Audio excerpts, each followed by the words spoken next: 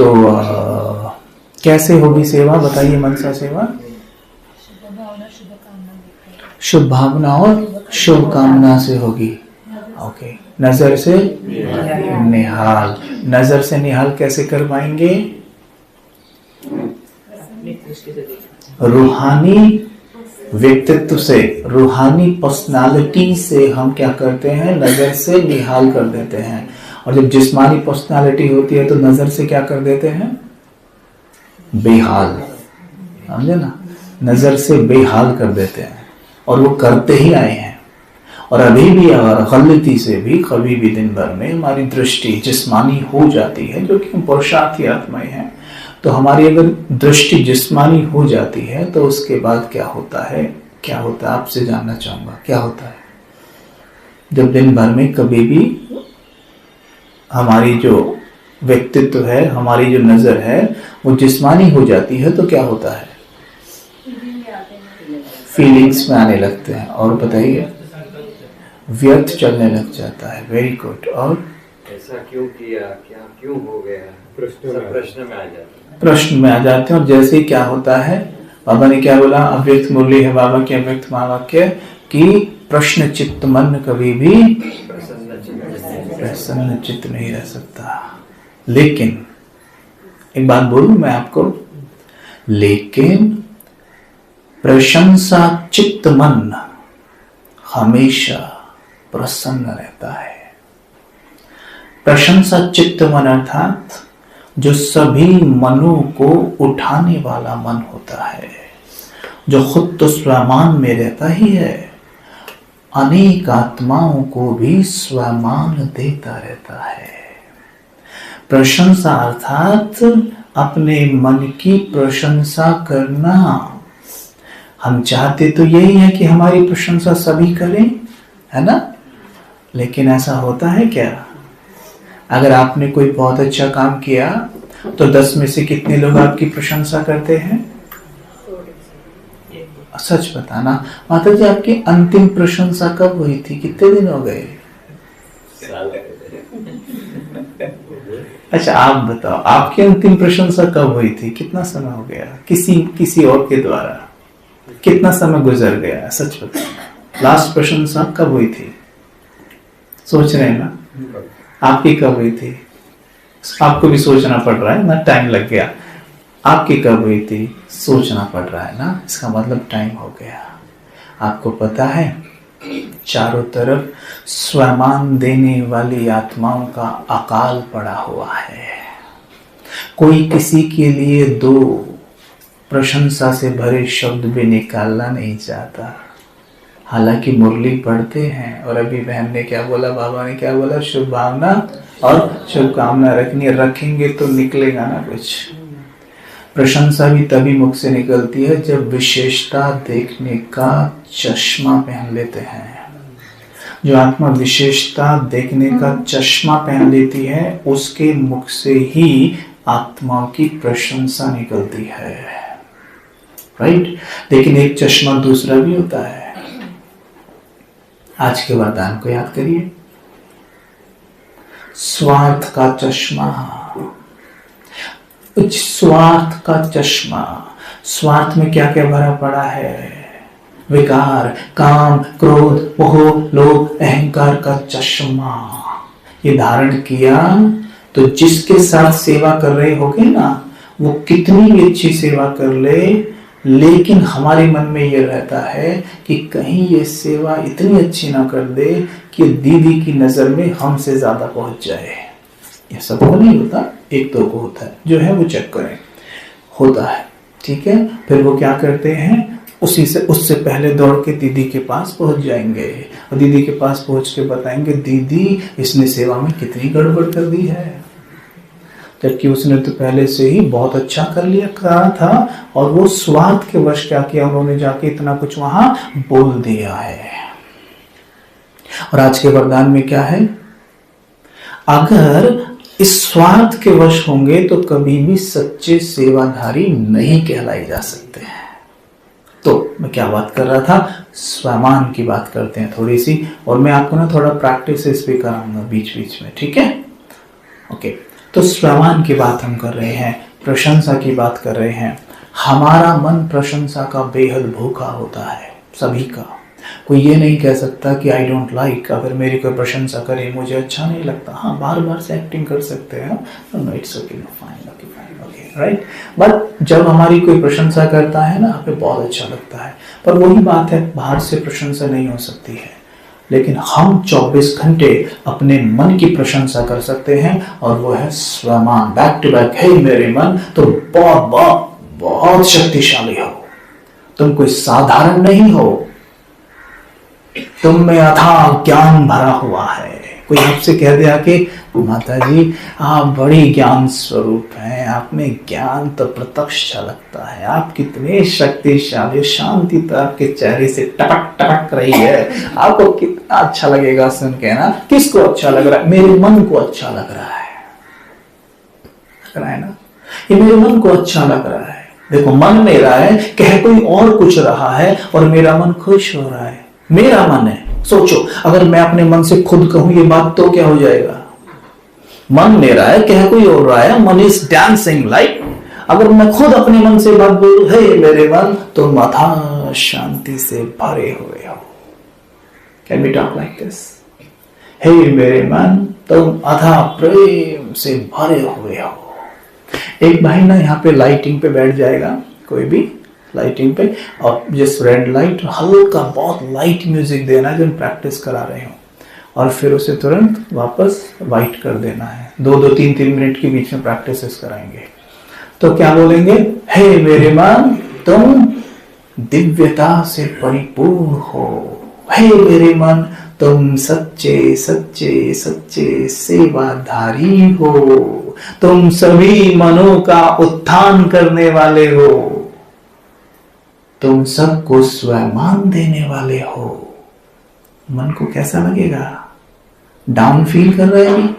Down हो रहा है? कैसा? तुम तो शिव बाबा के बच्चे हो, स्वयं ईश्वर की संतान हो। तुम में तो ईश्वर के अथाह शक्तियां भरी हुई हैं। मन कहेगा मजा आ गया सुन के, नहीं?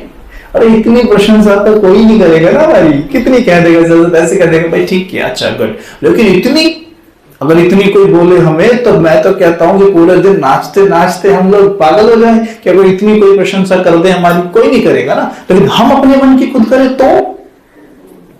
तो करें। एक बार जरा सीधे बैठिएगा, एक बार एकदम सीधे। अब कोई भी ना एक बार एक पोजीशन में बैठ जाना ना, चूज कर लो, बैठ जाओ एक में, फिर उसके बाद ना ये भी नहीं करना, है ना। तो हम सीधे मतलब सीधे, ओके, हाँ। और चेहरे पे लाना जरा, हाँ, यही रखना बरकरार। बताऊंगा इसके पीछे का राज। सीधे बैठ के, ओके गुड। मुस्कुराइए, मिलिए अपने मन से, चले जाइए भीतर। आज तक बाहर भागे हो, भीतर भागो थोड़ा सा।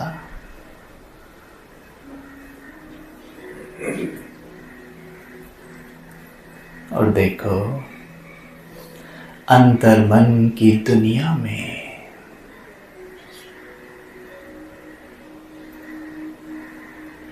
मेरा मन मेरे सामने ही बैठा है।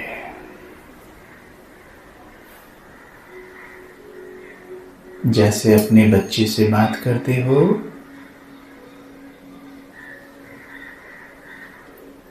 वैसे ही अपने मन से कहो, हे मेरे मन, तुम तो बड़े प्यारे हो,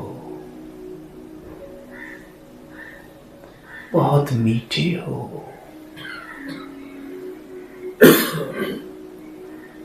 तुम में तो असीम प्रेम भरा हुआ है।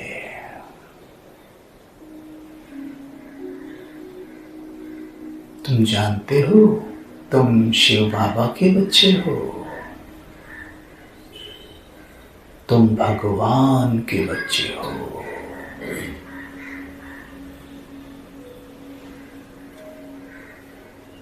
तुम में भगवान का प्यार भरा हुआ है।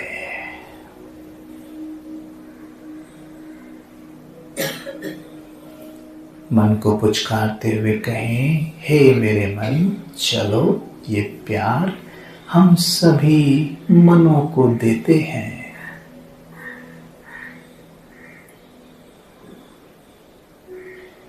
देखिए अपने लौकिक अलौकिक स्थान पर अपने आप को और देखेंगे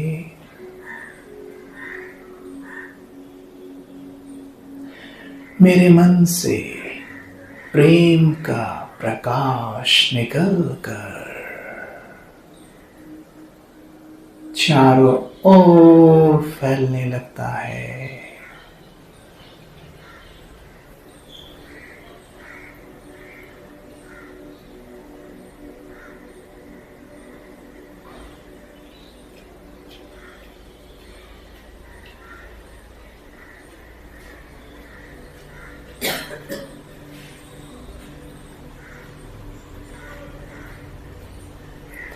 देखे वायुमंडल में गुलाबी गुलाबी प्रकाश फैलता हुआ। ये खुशबूदार प्रकाश सभी मनों को स्पर्श करता हुआ।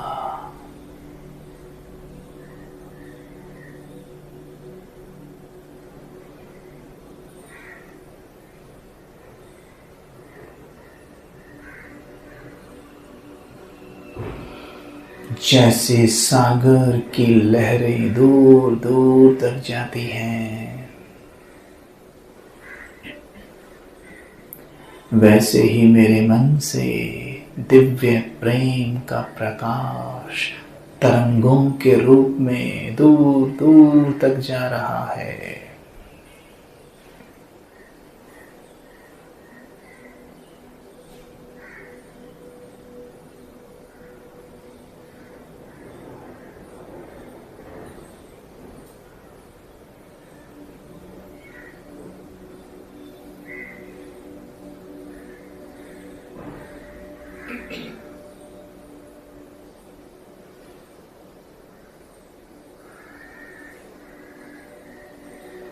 घर में जाइए, लौकिक घर में,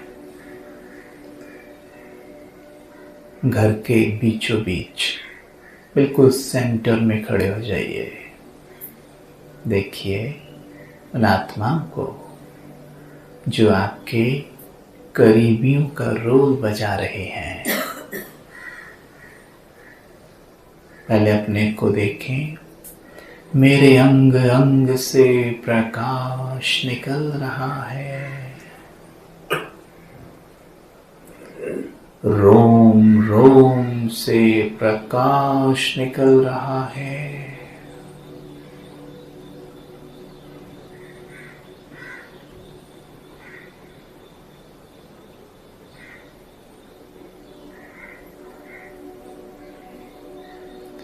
और ये प्रकाश पूरे घर में फैल रहा है।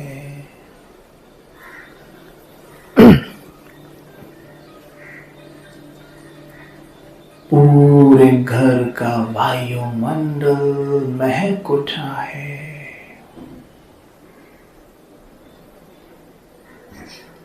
रूहानी रूहानी हो गया है।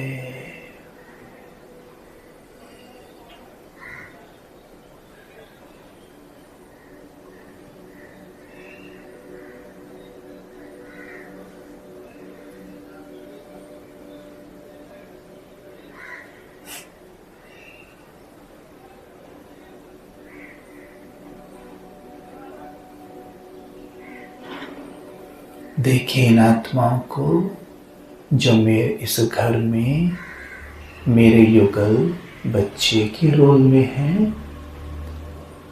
देखें मेरा मन इनके मन को प्रेम की लाइट दे रहा है।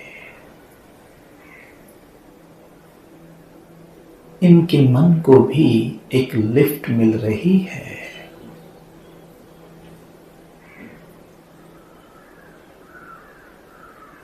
ये मुस्कुराने लगे हैं।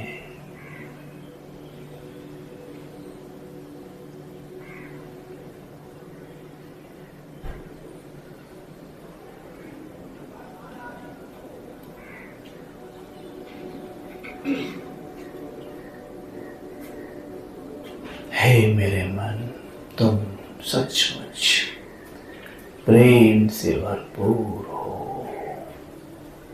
ओम शांति।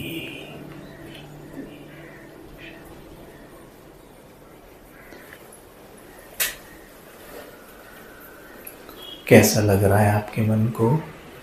रिलैक्स, प्रेम से भरा हुआ। अभी किसी को देखकर ये तो नहीं सोचेंगे कि आज इसे ठीक कर दूंगी, इसने मुझे परेशान करके रखा हुआ है। ऐसा नहीं सोचना है ना? कैसे नहीं सोचना है? सारा खेल तो माइंड प्रोग्रामिंग का है ना। माइंड की प्रोग्रामिंग जो हो जाती है, मन अपनी सारी शक्ति वैसे ही लगा देता है। मन बड़ा आज्ञाकारी होता है। उसके बाद बस प्रोग्रामिंग कर दीजिए, आप अपना सारा पावर लगा देगा उस चीज़ को करने में। जैसे शुरू में आपको याद होगा, भाई भी बैठे हैं, भाई आपको याद होगा जब पहली बार आपने गाड़ी चलाई थी, राइट? याद है ना? जब गाड़ी चलाई थी तो गाड़ी चलाने वाले आप ही थे, यानी कॉन्शियस माइंड से। तो क्या कर रहे थे उस वक्त? कितना शक्ति लगा रहे थे, कितना बुद्धि का यूज कर रहे थे ना। स्टीयरिंग ऐसे पकड़ रखा था और क्या कर रहे थे? ये हो रहा था ना आगे, मतलब बैठ जाए यार, जो तुम्हारा फोकस नहीं था, फिर भी क्या हो रहा था? गाड़ी सीधी नहीं चल रही थी ना। महाराज जब बार बार प्रैक्टिस किया तो अब चेतन की गहराई में उतर गया, और उतरा तो आज क्या है? ये मन की पावर है। फोन पे बात कर रहे हो, मुख में कुछ खा रहे हो, गाड़ी सीधी चलती रहती है। This is the power of your subconscious mind. अपने सबकॉन्शियस माइंड पे एक बार आप उतार कर तो देखो कोई चीज़, फिर कमाल देखिए उसका। रोटी पहली बार बनाई थी तो किस किस देश के नक्शे छाप दिए थे हैं? और आज देखो, अगर आंखें बंद करके भी रोटी बनवाई कोई तो गोल ही बनती है। This is the power of your subconscious mind, right? तो वी कैन डू एनीथिंग, हम कुछ भी कर सकते हैं, बट हमें माइंड की प्रोग्रामिंग करनी पड़ती है। वैसे नहीं होएगा। अब देखिए, सत्य त्रेता की तो चलो छोड़ देते हैं, द्वापर से हम अच्छे खासे देह भान में आए हैं, और अपने आप को आज हम क्या समझते हैं? जिस भी रोल में है, स्त्री और पुरुष। और देखिए, अगर हम अपने आप को अभी स्त्री मान रहे हैं, जो भी मान रहे हैं ना, तो स्त्री भी तो हम इसी जन्म में है। पिछले जन्म में तो श्योर नहीं है कि स्त्री के रोल में ही थे, पुरुष के रोल में हो सकते हैं। तो माइंड प्रोग्रामिंग होने में कोई ज्यादा समय नहीं लगता। हम कहते हैं भले 63 जन्म के संस्कार हैं, पर 63 जन्मों में हर जन्म में थोड़ी ना माता बने हो, है ना? तो फिर भी देखो इस जन्म में कितना फॉर्म है। पक्का मैं माता हूं, बस मैं माता हूं, और कुछ आते ही मन में। भाई जी मेरे बेटे का कुछ करवा दीजिए, भाई जी मेरे बेटे की नौकरी लग जाए, भाई जी मेरा बेटा तो मेरी मानता ही नहीं है, सुनता ही नहीं है, कुछ करो। बस माताओं को वो एक बेटा ही घर में दिखाई देता है, और है ही नहीं कोई इस दुनिया में। क्यों? खुद को केवल माँ। और माँ भी कब से? माँ भी कब से? बचपन। इस जन्म में भी बचपन से तो माँ नहीं हो ना, वो भी अभी 10-20 साल पहले की बात है। फिर देखो माइंड की प्रोग्रामिंग कितनी पक्की कर ली, मैं माँ हूं माँ। शिव बाबा ने कहा ये देह के संबंधों से बाहर निकलो। जैसे उदाहरण के तौर पर ये मुंबई शहर है, राइट? और यहाँ पे तो ये जो फिल्मी एक्टर लोग हैं बहुत होते हैं। अब मैं उदाहरण देता हूँ, अमिताभ बच्चन जी हैं, ठीक है? अब अमित जी हैं, वो वास्तव में उनका नाम अमित है, लेकिन किसी पिक्चर में वो डॉन बन जाते हैं, किसी में वो डॉक्टर बन जाते हैं, किसी में वो चोर बन जाते हैं। पर क्या वास्तव में वो डॉन है? क्या वो चोर है? क्या वो डॉक्टर है? वो अमित है, राइट? और घर पर जब वो जाते हैं ना अपने, या जब शूटिंग एकदम खत्म हो जाती है तो वो अमित के रोल में होते हैं। मतलब मैं अमित हूँ, वो जो ओरिजिनल है वो वहां पर ये नहीं बोलेगा हे, वो डॉन भी बन के घूमेगा सारे रात, घर बाहर सब कुछ ये करता नहीं फिरेगा। उसे तो देख के लोग कहेंगे ये तो घूम गया भैया, इसका तो ये तो गया। लेकिन हमारे साथ क्या हो रहा है? हम भी सब एक्टर है ना, है कि नहीं? यस और नो? हम सभी एक्टर है ना। हम यहाँ आए, जैसे नीचे उतरे, प्रकृति ने कहा और एक कमरे में लेके गई और जबरदस्त मेकअप करा हमारा, और मेकअप करके बाहर निकाला तो ये तो पहचान में ही नहीं आता, ये तो पहचान में ही नहीं आता। ये तो वही भाई है जो परम धाम में वो बिंदु रूप में ऐसे ऐसे मेरे साथ घूमता रहता था। कितनी बार मुझे टक्कर मार के भाग गया था भाई परम धाम में। याद आता है कुछ या नहीं? है कि नहीं? नहीं डाउट है आपको कुछ? नहीं डाउट लग रहा है मुझे तो। परम धाम में थे या नहीं थे? तो ऐसे ऐसे क्यों देख रहे हो? डाउट है कुछ? नहीं ऐसे देख रहे हो सर, नाखून से डाउट है क्या? मैंने ऐसे लगा मेरे को। इस लाइन को सुनते तो ऐसे चेहरे खिल जाते हैं लोगों के। हाँ ये तो सच है भाई, परम धाम में हम आत्मा ऐसे यूं खेलती रहती थी बाबा के आसपास, राइट। लेकिन जैसे नीचे उतरी तो क्या हुआ? प्रकृति ने मेकअप कर दिया और ये स्त्री का ये पुरुष का चोला पहना दिया और नाम रख दिया। पहचान में नहीं आ रहे।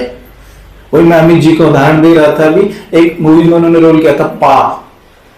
वो मेकअप करके पहचान में आते थे कि अमित जी आया किसी को पा लगते थे ना, पा कोई पता नहीं कैसे लगते थे ना। ये मेकअप है, ये मेकअप है, ये मेकअप है, ये मेकअप है। वास्तव में मैं तो चमकती हुई एक मणि हूं, मैं एक कलाकार हूं।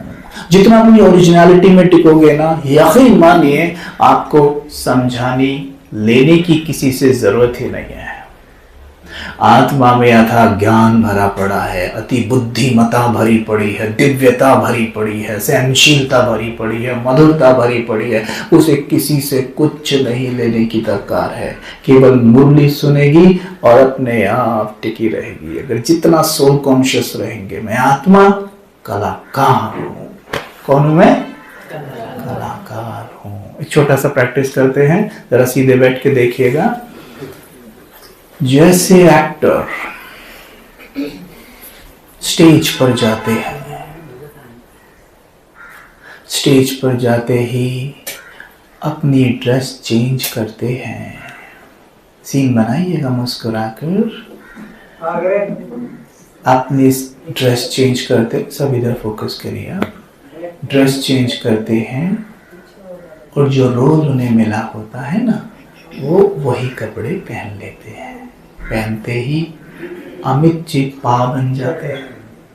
तो सोचिए, ऐसे ही मैं आत्मा कलाकार परम धाम घर से नीचे उतर रही हूं। देखिए अपने आप को, याद करिए वो समय जब पहली बार परम धाम से मैं आत्मा नीचे आई थी।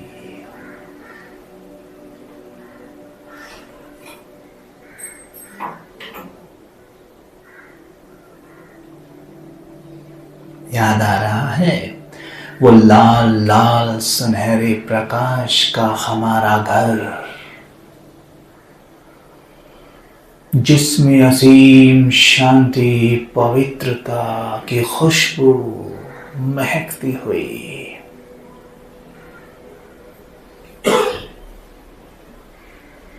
वो दिख रहे हैं अपने प्यारे शिव बाबा। देखिए उन्हें, जो हजारों सूर्यों से भी कहीं तेज चमक रहे हैं।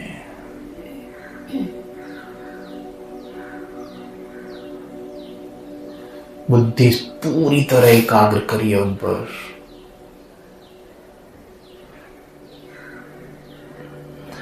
मेरे मीठे बाबा से असंख्य किरणें निकल रही हैं।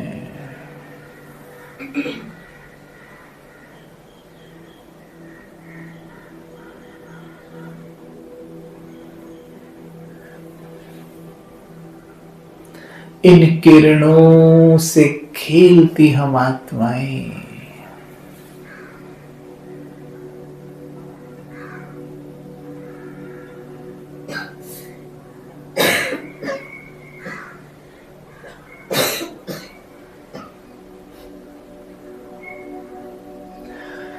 कितना सुंदर अलौकिक दृश्य है ये। उस लाल सुनहरे प्रकाश के सागर में डूबी हम आत्माएं।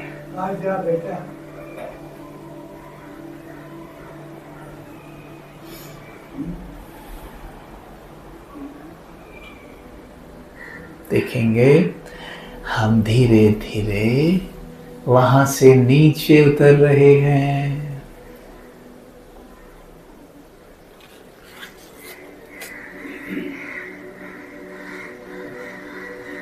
बिल्कुल स्पष्ट देखना।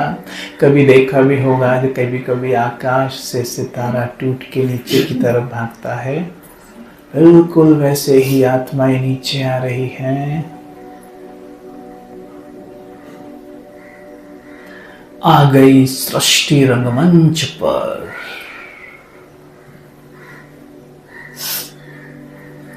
प्रकृति हमारा मेकअप कर रही है।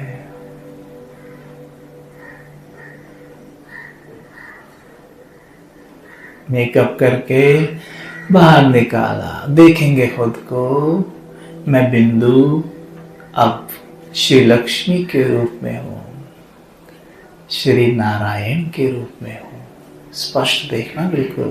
माताएं देखो अपना लक्ष्मी रूप कितना सुंदर, कितना आकर्षक, आ रही है, मन मोह लेने वाला। देखेंगे स्पष्ट बिल्कुल। देखें बिल्कुल स्पष्ट श्री लक्ष्मी जी को सतयुग में और स्वर्णिम संसार में सोने के महलों के मध्य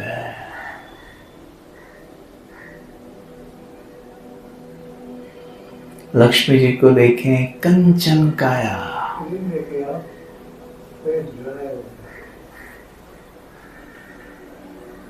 रूहानी नैन,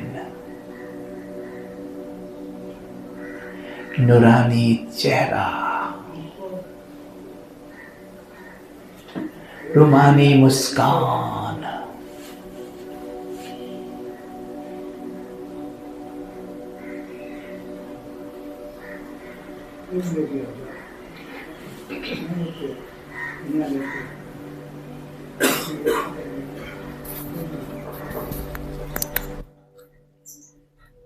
स्पष्ट देखते जाइए बिल्कुल।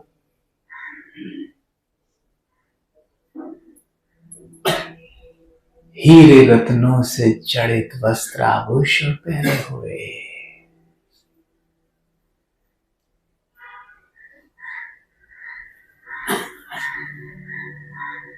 देखें उन्हें अपने नारायण के साथ।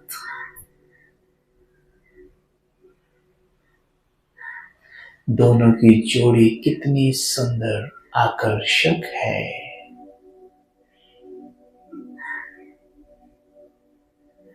पवित्रता की पराकाष्ठा।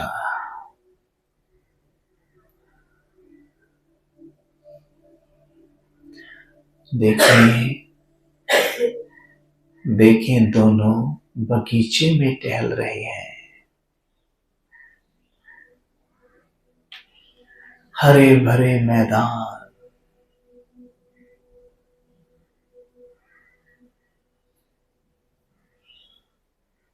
खिले हैं रंग बिरंगे पुष्प।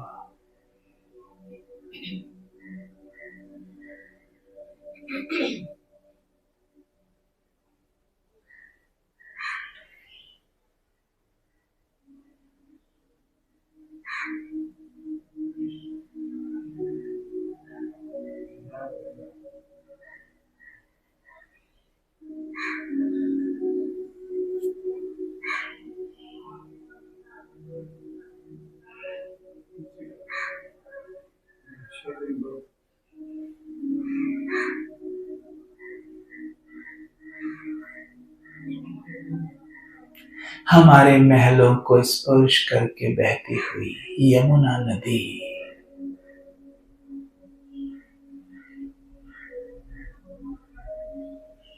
बगीचे में नाचते मोर, घूमती सुंदर सुंदर गौएं, बहती हुई शीतल पवन, मन मोह लेने वाला नजारा।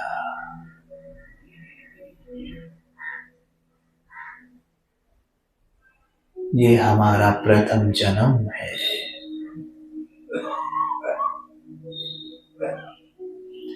जो हम आत्माएं अपने घर से नीचे उतरी थी, ये हमारा प्रथम रोल था। बहुत सुंदर, बहुत आकर्षक।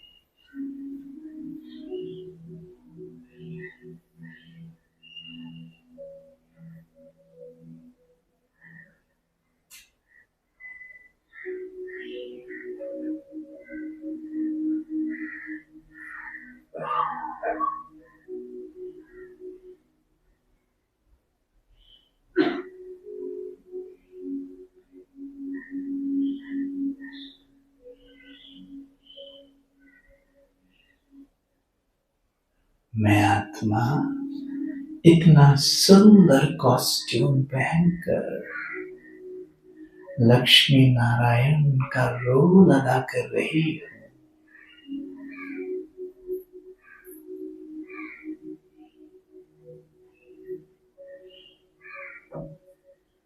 किंतु वास्तव में मैं एक शुद्ध पवित्र आत्मा हूँ।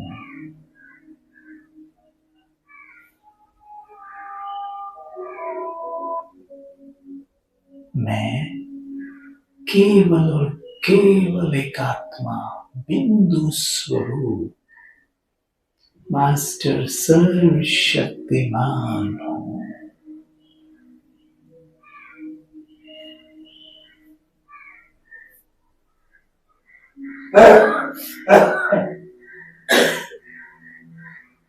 ओम शांति।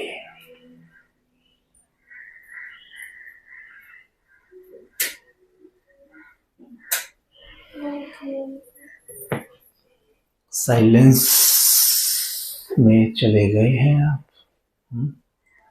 बोलने का मन नहीं कर रहा, अच्छा लग रहा है, रिलैक्स हो रहा है। This is called mind programming. Mind की प्रोग्रामिंग ऐसे ही होती है।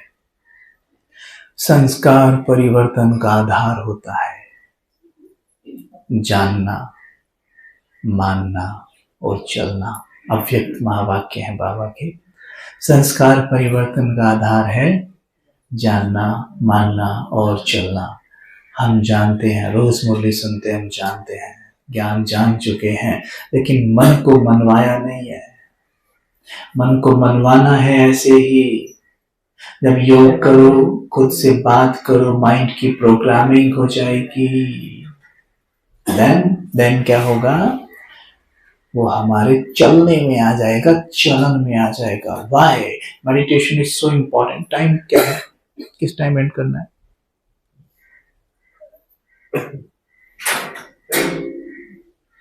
तो क्या बात कर रहे थे हम? क्यों करना? ये अपने आप को थोड़ा साइंटिफिकली बताने का प्रयास करूंगा कि मेडिटेशन क्यों महत्वपूर्ण है और आपको इसमें मजा आएगा। ध्यान से सुनना। हमारा वास्ट मस्तिष्क है, ठीक है। मस्तिष्क का जो ये एरिया होता है ना, ये वाला, इसको कहते हैं प्री फ्रंटल कॉर्टेक्स। ये वाला एरिया जो होता है, सामने वाला एरिया, इसको हम थिंकिंग ब्रेन भी कहते हैं। और एग्जैक्टली आत्मा यही बैठी होती है, हाइपोथैलेमस पिट्यूटरी ग्लैंड के बीच में नीचे बैठी है। यहीं से सारे हार्मोन्स निकलते हैं, ठीक है। इन्हीं ग्लैंड से, ये हाइपोथैलेमस ग्लैंड है, ये पिट्यूटरी ग्लैंड है, ये पीनियल ग्लैंड है, इनसे ही सारे हार्मोन्स निकलते हैं, राइट। और करिएगा, जब कोई भी थॉट क्रिएट करते हैं ना, तो आत्मा से एक विद्युत तरंग निकलती है, यानी एनर्जी निकलती है, राइट। वो एनर्जी क्या होता है, हमारे मस्तिष्क में प्रवेश करती है। हमारे मस्तिष्क में अनेक न्यूरॉन्स होते हैं, 10 करोड़ से भी अधिक न्यूरॉन्स होते हैं। ये विद्युत तरंग उसे टच करती है और उनमें एक लाइट सी फैल जाती है, करंट सा फैलता है। जैसा विचार करोगे वैसे ही टाइप के न्यूरॉन्स में करंट फैलता है। समझ में आ रहा है? करंट फैलता है, और वो जिसमें मानो 10 करोड़ में से 1,00,000 न्यूरॉन्स में करंट फैल गया, तो वो आपस में ना आपस में वायरिंग करने लगते हैं। वायरिंग क्या करते हैं? वायरिंग करने लगते हैं, जो एक जैसे होंगे। जैसे यहां भी क्या देखा है ना भाई, ये एक जैसे हैं तो अच्छे मित्र हैं, वो भी एक जैसे हैं जो अंदर आपस में मिलकर कंपनी बना लेते हैं। ध्यान रखना, अगर नेगेटिव वायरिंग हुई पड़ी है तो हम कितनी बार भी ऐसा कहते हैं ना, मैं शांत स्वरूप आत्मा, मैं शांत स्वरूप आत्मा, लेकिन अंदर क्या हो रहा है, क्रोध वाले न्यूरॉन्स की वायरिंग पक्की वाली है। हम कहते हैं मैं शांत स्वरूप हूं, तो थोड़ी सी पॉजिटिव सर्किट बनने लगता है, वायरिंग कनेक्ट होनी शुरू होती है। तभी हम आदतन ऐसा कह देते हैं, मेरा तो जी गुस्सा ऐसा ही है, देखो मुझे तो गुस्सा आता ही है। नहीं, वैसे तुम्हें मेरे गुस्से से डर नहीं लगता? मेरा गुस्सा उसने देखा नहीं है ना अभी। तो गुस्सा भी कहता है ये तो मुझे मेरा बोल रही है, मेरा बोल रहा है। तो गुस्सा कहता है थैंक यू, मैं आपको कभी छोड़कर नहीं जाऊंगा। आप किसी को मेरा कह के देखो क्या होता है, वो तो बड़ा खुश होगा ना। आप मुझे बोलेंगे भाई, आप बोलेंगे मेरे भाई, there is a difference between, है ना। मेरा शब्द जोड़ते ही कितना अच्छी फीलिंग आती है। तो मतलब मेरा गुस्सा, तो गुस्सा कहता थैंक यू सो मच, आपने मुझे अपना बनाया, रावण की प्रॉपर्टी को अपना बताया है, तो मैं आपको नहीं छोड़ूंगा, आपके साथ ही रहूंगा। तो वो जो मैं बता रहा था सर्किट न्यूरॉन्स का, वो पक्का हो जाता है। अब इसे चेंज करना जरूरी है। अब चेंज करने के लिए सिर्फ एक ही टेक्निक है, और वो है मेडिटेशन। आप कितना भी मुरली पढ़ लीजिए, कितनी भी क्लासेस सुन लीजिए, लेकिन अगर मेडिटेशन यानी योग नहीं लगाएंगे तो संस्कार नहीं बदल सकते। कहने का तात्पर्य ये है, इसका मतलब ये कतई भी नहीं कि आप मुरली मत पढ़िए, आपको वो बहुत पढ़नी है, क्योंकि वो ज्ञान है, और ज्ञान को कहते हैं प्रकाश। मतलब अगर प्रकाश ही नहीं होगा, हाथ में अंधेरे में जा रहे हो और हाथ में प्रकाश ही ना हो तो चलोगे कैसे? तो प्रकाश इज वेरी इंपॉर्टेंट। और कितना प्रकाश, वो भी महत्वपूर्ण है, कितना। अब अंधेरे में जा रहे हो, कितना प्रकाश आपके लिए पर्याप्त है जिसमें आप चल सको, उतना ही तो चलाते हो, है ना। तो उतना ज्ञान पर्याप्त है रोज, है ना, उतना ज्ञान पर्याप्त है। तो वो लिया, फिर उस पे मेडिटेट किया करो। मुरली के पॉइंट्स को नोट कर लिया या यहां नोट कर लिया, ठीक है। और जैसे ही बैठे योग में, पहला काम यही करना है कि आज बाबा ने क्या क्या बोला है। ये हम कई बार पता क्या करते हैं, मुरली के बारे में नहीं सोचते हैं, सीधा बैठ जाते हैं और कोशिश करते हैं योग लगाने की, मन भटकता रहता है। क्योंकि तरीका तो ये है ना, मन पहले विचार करेगा, बुद्धि से विजुअलाइज करेगी, देन आप महसूस करेंगे, राइट। अब यहां तो क्या हो रहा है, विचार कुछ कर नहीं रहे हैं, हम ऐसे बैठे हैं, और फिर करते भी हैं तो वही रोज का मैं एक आत्मा हूं। मन कहता भैया कुछ नया लेके आना आज। तो बाबा रोज देता तो है मुरली में, रोज नया रोज दे रहा है ना। बैठ के सोचो बाबा ने क्या बोला आज, क्या बोला आज हमारा आने लग जाएगा। जैसे आएगा, मन की गति एकदम स्लो हो जाएगी, और फिर धीरे धीरे एक पॉइंट की गहराई में चले जाएंगे, और फिर वो विजुअलाइज होने लग जाएगा स्पष्ट, और फिर बस, फिर आप विचार भी नहीं करेंगे, आराम से बैठे रहेंगे। बहुत लंबा आपका योग होगा। इसलिए मुरली के पॉइंट सभी को पता होने जरूरी है कि आज बाबा ने क्या बोला। वो सिर्फ बैठकर ही नहीं, घूमते फिरते भी, चलते फिरते, काम करते, कुछ भी, किचन में जा रहे हो, कपड़े धो रहे हो, कुछ भी कर, आज बाबा ने क्या बोला, क्या बोला, ऐसे व्यर्थ ही उठ जाएगा, व्यर्थ खत्म। हमारी एनर्जी तो व्यर्थ में जा रही है। एक व्यक्ति 24 घंटे में 50 से 60 हजार विचार क्रिएट कर रहा है, कोई बात है? 50 से 60 हजार, तो कितनी एनर्जी वेस्ट हो रही है, कहां हो रही है? व्यर्थ में। लेकिन जब मैंने चिंतन शुरू किया, आज बाबा ने क्या बोला, आज बाबा ने क्या बोला, आज बाबा ने क्या बोला, तो क्या होगा? ये व्यर्थ घट जाएगा। घटा तो माना, घटा तो माना एनर्जी जमा हुई। ध्यान रखना, कमाई पर ज्यादा ध्यान नहीं दिया जाता, सेविंग पर ध्यान देना चाहिए। आप कितना भी कमा लीजिए, लेकिन अगर आप उड़ाते जाते हैं तो आपके बैंक में कुछ मिलेगा क्या? नहीं मिलेगा ना। ध्यान देना। और दूसरी और चीज पक्का करना ये बात, ओम शांति। हो गया टाइम। इनको पूछ लीजिए एक बार। 5 मिनट सबसे कंटिन्यू प्लीज, ब्यूटीफुल। अच्छा, नहीं ये लिख के आया मेरे पास। वो लिखने के लिए फॉर्मेलिटी है भाई, आपने पूछा इसलिए। बाकी जो सुनने वाला है, चारा रखने वाला है। से शुरू किया है। अच्छा। आज लोग बैठ सकते हैं, सबको नाश्ता मिलने वाला है। ठीक है, ठीक है, चलो। जब तक थोड़ा ठीक ठीक बात बाबा सुनाए, सुनते हैं। तो क्या बात कर रहे थे हम? हाँ, जब ये व्यर्थ चलता है तो होता क्या है? अब आपके काम की बात निकल के आने वाली है, वो ध्यान से सुनना। हम सभी सफलता चाहते हैं जीवन में, हम चाहते हैं विघ्न ना आए, हम चाहते हैं शरीर में बीमारी ना आए, चाहते हैं ना। लेकिन ये आती क्यों है? ये आती क्यों है? पता है, इनका आधार सिर्फ एक ही चीज है। जैसे आज बाबा ने बोला ना, ये रहा कि बेहद की सेवा का साधन रूहानी पर्सनालिटी द्वारा नजर से निहाल करना। तो बेहद की सेवा का आधार है ये रूहानी पर्सनालिटी। वैसे ही विघ्नों का आधार पता है क्या है? विघ्न समस्याओं का, बीमारियों का आधार पता है क्या है? व्यर्थ, वेस्ट, केवल केवल waste. Waste is totally dark energy, काली एनर्जी, जिसको कहते हैं ना काला जादू। ये वो एनर्जी है। ये जब निकलती है ना, ये पूरे वायुमंडल को दूषित करती चली जाती है। क्यों क्यों फर्क है यहाँ के वायुमंडल में और घर के वायुमंडल में? यहाँ व्यर्थ नहीं चल रहा है ना, यहाँ क्लास चल रही है, योग चल रहा है, व्यर्थ नहीं है क्लासरूम में। जैसे मैं अंदर घुसा, बाहर से अंदर एकदम ज्ञान चक्र खुल गया। क्यों? क्योंकि यहाँ के वाइब्रेशन हाई हैं। लेकिन बाहर निकलते क्या होता है? अभी भी देखो, हमारी भी आदत है ये, है ना, आदत है ना। हम कैसे करते हैं सभी कि गेट खुला और मैं बताना कल की बात हो गई चालू, तुरंत ये तो कल कुछ बता रही थी, तुमने बताया नहीं, और यहीं से शुरू हो जाते हैं। मुरली खत्म यहीं से चालू हो जाते हैं घर तक के लिए। हमने शायद ही, बहुत कम ऐसे भाई बहन होते हैं जो मुरली सुनने के बाद सारे रास्ते मुरली पर डिस्कस करते घर पहुंचते हो। शायद ही होगा। अगर गाड़ी में आते हो 4-5 बैठ के ग्रुप में, तो पता नहीं फिर तो कहां की बातें शुरू हो जाती हैं।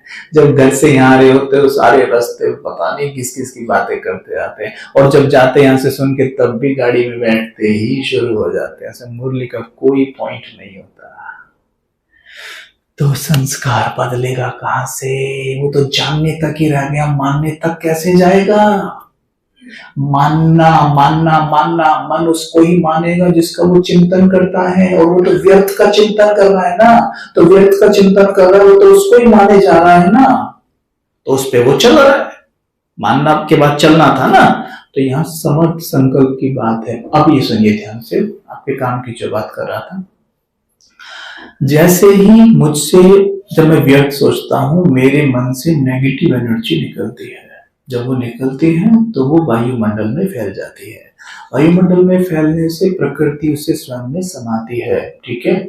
और समाते ही क्या करती है? प्रकृति कहती है कि सुनो, एक्सक्यूज मी, हाँ जी, मैं आपको कुछ देती नहीं हूं, तो लौटाती हूं। तुम मुझे 1 गेहूं का दाना दो, मैं आपको 100 गेहूं के दाने बना के दे दूंगी।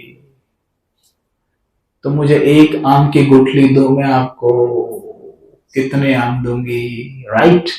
लेकिन अगर आप मुझे कुछ नहीं दोगे तो मैं आपको कुछ नहीं दूंगी। सुदामा का मिसाल याद है ना, मुट्ठी चावल दिए तो कृष्ण ने महल दिए, जबकि कृष्ण दिखाए हैं वो ईश्वर हैं और वो एक गरीब है, उनका परम मित्र है। तो ईश्वर के लिए एक मित्र को एक तो छोटी सी झोपड़ी देने में तो कुछ नहीं जा रहा था, लेकिन वो झोपड़ी तक उसको नहीं दे पाए, कारण कि जब तक मुट्ठी चावल दिया नहीं तब तक महल दूंगा नहीं। ये इस समय का गायन है, जब तक प्रकृति को कुछ दोगे नहीं, प्रकृति आपको कुछ देगी नहीं। समझे? और अब तो डायरेक्ट संगम युग में क्या भक्ति में लोग क्या कहते थे, प्रकृति ईश्वर है कहते थे ना, यहाँ तो स्वयं ईश्वर आके कह रहा है लाओ निकालो, फटाफट निकालो और मल्टीफोल्ड करके देता हूं। इस समय को वरदान है। द्वापर के बाद तो एक जन्म किया, अगले जन्म मिला। बाबा कहता गारंटी देता हूं, खुद आया हूं ना, खुद आया हूं ना, इस जन्म दिया ना तो अगले एक जन्म के लिए नहीं, पूरे 84 जन्मों पर इफेक्ट पड़ेगा पूरे, क्योंकि खुद आया हूं ना, खुद अथॉरिटी आई है। देखा? इसलिए मुट्ठी चावल देते जाओ देते जाओ देते जाओ, और मन में थॉट कभी ना आए मैंने दिया मैंने दिया मैंने दिया। बाबू कहते तूने क्या दिया, क्या दिया तूने, तेरे पास है क्या? अरे तू ही मेरा है तो सब कुछ मेरा है ना, मैंने तो तुझे नीचे भेजा था, तूने कैसे दिया? अब हमने मुरली में कहा था अभी, जिन बच्चों के मन में आता है ना कि मैंने दिया मैंने ये किया, बाबा ने कहा काम करके देखो, तुम मत दो। कहा था ना, तुम एक काम करो मत दो, देखते यज्ञ चलता है नहीं चलता है। यज्ञ को तो मैं स्वयं चला रहा हूं, तुम्हारा ये सौभाग्य है कि मैं तुम्हें ये मौका देता हूं। नहीं तो ईश्वर है, वो सर्वशक्तिमान है, किसी एक अरबपति पदमपति इतने सारे हैं दुनिया में, बुद्धि तनिक टच करेगा, जाना वहां इतने डाल के आप रह जाओगे बैठे, बाबा हमारा तो सफल ही नहीं होगा। कर सकता है या नहीं कर सकता है वो? यह मुट्ठी चावल की बात है। ठीक है, तो बात मैं वो कर रहा था, जब ये एनर्जी निकलती है प्रकृति में जाती है, मल्टीफोल्ड होकर लौट आती है। तो जब मुझसे काली एनर्जी निकल रही है, माना व्यर्थ सोच रहा हूं तो काली जा रही है ना, काली गई और काली मल्टीफोल्ड होकर लौट आती है। जब लौटती है किस रूप में? रूप लेके आती है विघ्न, समस्या और शारीरिक बीमारियों के रूप में। ये है वो मल्टीफोल्ड होके लौटना। Is that clear? समझ में आ रही है बात? है ना? समझ में आई आपकी बात? ये होता है उसका लौटना। इसके विपरीत अगर हम शांति, प्रेम, सुख के वाइब्रेशंस फैलाते हैं तो वो मल्टीफोल्ड होकर लौटता है, इसमें सफलता और स्वास्थ्य के रूप में। ऐसे प्रकृति हमें देती है। कई बार आपने देखा होगा दुनिया में भी लोग कहते हैं, अब तो हम तो नहीं कहते हैं, बाकी जो दो चार अभी नए नए होते हैं ना उनके मन में रहता है, क्योंकि जब हम जाते हैं कई प्रोग्राम कराने तो नए बच्चे पूछते हैं, कई बार कहते हैं कि भाई जी मैं क्या करूं, मेरे ग्रह भारी हैं, है ना, पंडित जी ने बताया शनि बड़ा भारी है, मंगल बड़ा भारी है भाई, है ना। अब एक बात सोच कर देखिए, शनि कौन है, मंगल कौन है? ग्रह है, मतलब प्रकृति है ना, प्रकृति है ना। तो जब यहाँ काला एनर्जी भेजा मनसा, वाचा और कर्मणा के द्वारा, तो वो प्रकृति ने समाया ना स्वयं में, तो कुछ शनि ने समाया, कुछ मंगल ने समाया, और जितना लिया उतने ही पोर्शन में आपको लौटा दिया। भाई आपने उसको काला दिया ना तो शनि आपके लिए भारी हो गया, समझे? हमारे पंडित जी हवन कर दो, हमारा शनि हल्का हो जाएगा। पंडित जी लग गए हवन करने और शनि हल्का हो भी जाता है। कैसे? ये कभी नहीं सोचा, हुआ कैसे यार? पंडित जी ने क्या कर दिया? क्योंकि जब पंडित जी ऐसा करते हैं उस वक्त हम अपनी सोच पे काम कर रहे होते हैं उस टाइम पे, और हमारी सोच बदल जाती है कुछ दिन के लिए, क्योंकि हवन हो गया अब तो सब ठीक हो जाएगा।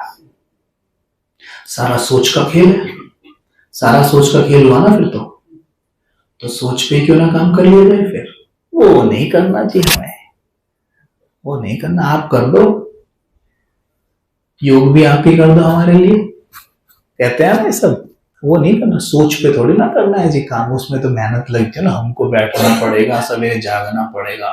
पंडित जी को क्या पैसे देने, हमको कर जाएंगे वो, राइट? लेकिन ये ज्यादा दिन काम नहीं करता, ज्यादा दिन काम नहीं करता। अगर सिर्फ हवन कर लेने मात्र से सब कुछ हो गया होता तो आज भारत डिप्रेशन में नंबर 1 ना होता, मानसिक बीमारियों में नंबर 1 ना हो गया होता। हैप्पीनेस इंडेक्स भारत का वर्ल्ड में 126वें नंबर पे है, 126वां नंबर है खुशी में भारत का। सोचिए जरा, इससे कितनी हमारे देश में पूजा अर्चना भक्ति होती है ना, फिर भी देख लीजिए खुशी कहाँ है हमारे देश की। तो कुछ ना कुछ तो लोचा है ना कहीं तो गड़बड़ कर रहे हैं, कहीं ना कहीं परमात्मा से कनेक्ट नहीं है। तो यहाँ मेरे कहने का अर्थ यही है सिर्फ कि ये जो ग्रह है ना, ये कुछ नहीं, ये प्रकृति ही रिटर्न कर रही है। अपने थॉट्स को चेंज करिए, वही ग्रह हल्के हो जाएंगे और काम बनने लग जाएंगे। अपने विचारों पर काम करिए। विचार बनते हैं किससे? इंफॉर्मेशन से। जो ज्ञान, जो इंफॉर्मेशन आप बाहर से उठाते हैं उससे आपके विचार बनते हैं। और इंफॉर्मेशन अगर इतनी दिव्य मिल रही हो तो फिर विचार कितने दिव्य होंगे, और दिव्य होंगे तो फिर जीवन कैसा हो जाएगा? सोच से बनता है कर्म, कर्म से बनता है भाग्य, राइट? बस तो भाग्य बदल जाएगा। तो मुरली में इतनी ताकत है, इसलिए मुरली कभी मिस नहीं करनी चाहिए और हमेशा मुरली सेवा केंद्र पर ही सुननी चाहिए, कम से कम एक बार। फिर भले आप दिन भर में उसे YouTube पर सुनते रहिए, दोहराते रहिए, वो बहुत अच्छी बात होती है। लेकिन क्यों सुननी चाहिए सेंटर पे? क्योंकि संगठन का बल मिलता है। आप जिम जाते हो और घर रहते हो, दोनों में फर्क देखो। आप जिम जाओगे, एक्सरसाइज करके देखो तो आप ज्यादा वर्कआउट करेंगे, लेकिन घर कर लीजिए 10 मिनट में कहेंगे बस ना ले आ चाय गर्म करके, है ना? मतलब खाने पे ज्यादा ध्यान रहता है फिर, बराबर। तो घर में बैठकर अगर मुरली पढ़ना, योग करना, ये सब है, आप खुद जानते हैं कितना लगता है, कितनी मुरली अंदर जाती है ना? तो इसलिए बहुत जरूरी है कि मुरली सेवा केंद्र पर ही सुननी चाहिए। बाबा ने कुछ तो सोच कर ये घर बनाए होंगे ना, है ना? अच्छा, हम ये कई बार सोचते भी हैं कि भाई देखो हम तो उन्हें सुन लेते हैं, इन्हें सुन लेते हैं, है ना? अच्छी बात है, सुनिए, चिंतन है, चिंतन बढ़ता है ना? हम उन्हें सुनते हैं, लेकिन आप सोच के देखिए, सपोज करो आप किसी भी वक्ता को सुनते हैं, आपको ये पूछना चाहिए उनसे कि क्या आप कभी मुरली मिस करते हो? जिन्हें आप सुनते हो क्या वो कभी मुरली मिस करते हैं? तो अगर फॉलो किसी को कर ही रहे हो तो ढंग से करो, है ना? वो भी तो वो चिंतन मुरली से सुना रहे हैं ना आपको, तो मुरली कभी मिस नहीं होनी चाहिए, समझ गए? हाँ, सबका चिंतन करने का लेवल अलग होता है। मुरली जैसे मानो हमने पढ़ी, एक बार में समझ में आ जाएगी, उसको हम इजी वे में एक्सप्लेन कर लेंगे, तो इसलिए चिंतन सुनो, लेकिन मुरली जरूर सुनो, ठीक है? मुरली मिस नहीं होनी चाहिए, क्योंकि ये सब जितना भी है, बाबा के बच्चे जो भी करा रहे हैं, क्लास, कमेंट्री, वो सब हमारे लिए ही है। वो सब बाबा कराता है, बच्चे नहीं कराते हैं, सब बाबा ही कराता है। नहीं तो हम सब की किसी की इतनी कैपेसिटी नहीं है कि इतने दिव्य ज्ञान को इस तरह से एक्सप्लेन कोई कर सके ना। वो बाबा ही कर रहा है इजी वे में, उसका लाभ लो, लेकिन मुरली मिस मत करो। समझ में आ रहा है सबको, है ना? तो ये ध्यान रखना, ठीक है? चलो, एक कुछ बच गया क्या? कुछ रह गया क्या? कुछ हो रह गया हो तो बताओ, प्रश्न कोई किसी का, उसे भी कवर कर दो साथ के साथ। सब हो गया ना? सब कवर हो गया, कुछ बचा तो नहीं है? करना बाकी रह गया। बस करना बाकी रह गया है, करेंगे जरूर, है? चलो, तो एक प्रैक्टिस करते हैं, उसको अंदर उतारते हैं, और जो सुना है ना उसको फर्म करना, ओके? तो देखिए अपने आप को कि मैं दिव्यता की मूर्त आत्मा,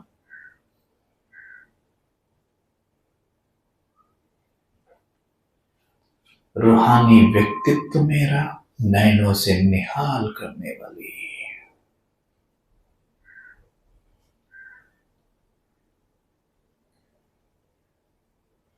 मैं प्रकाश की देह में चमकती मणि,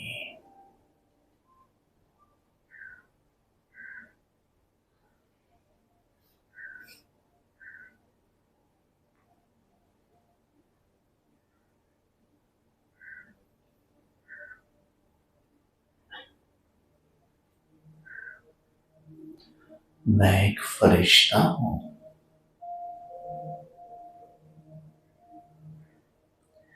शिव बाबा का फरिश्ता।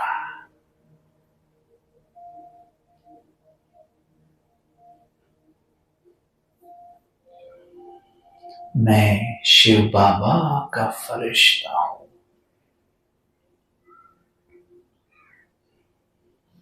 मैं शिव बाबा का फरिश्ता हूं।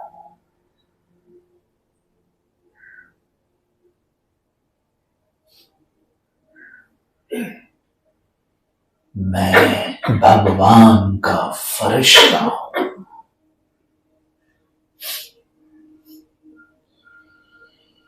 मेरे अंग अंग से प्रकाश निकल रहा है।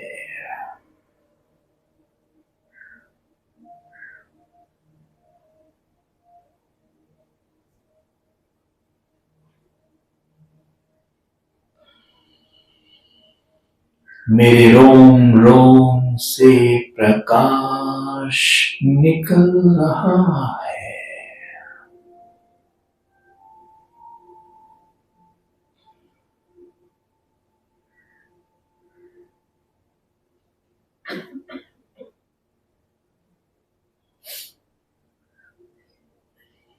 देखेंगे अपने आप को कर्म क्षेत्र पर मैं आकारी साकारी फरिश्ता। जो भी मुझसे मिलता है वो देहभान भूल जाता है। मैं जिसे दृष्टि दे दूं वो दुखों से मुक्त हो जाता है।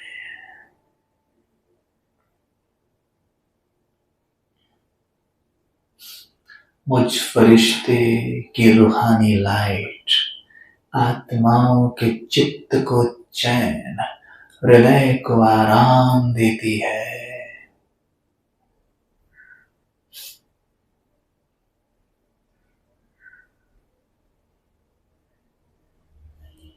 मैं मास्टर प्रकृति पति हूं।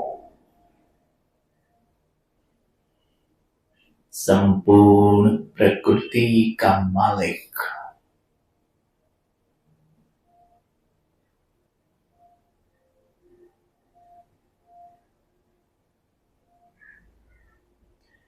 मुझसे सफेद दूधिया प्रकाश वायुमंडल में फैल रहा है।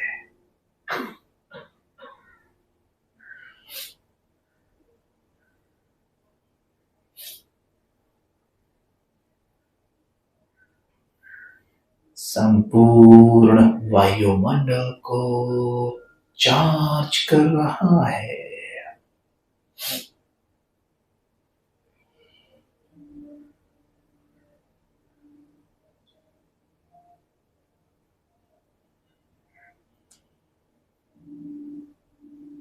जाने दे अंदर, मैं भगवान का फरिश्ता हूं। मीठे बाबा का फरिश्ता हूं।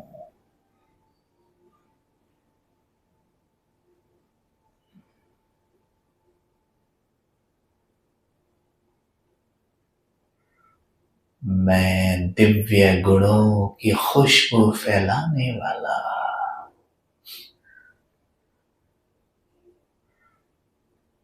वायुमंडल को चार्ज करने वाला,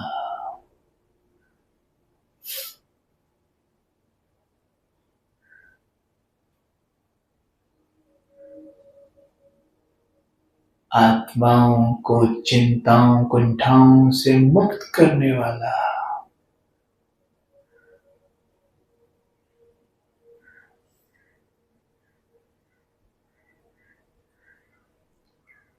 सर्व की बुद्धि शिव बाबा से जुड़वाने वाला,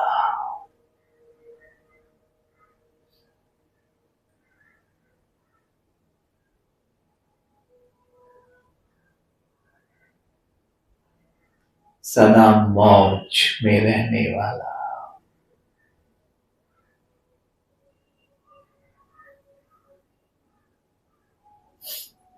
मैं बाबा का फरिश्ता हूं।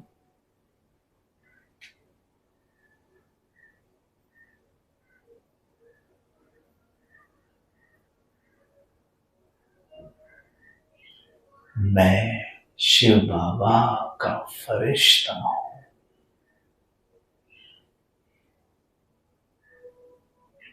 मैं बाबा का फरिश्ता हूं।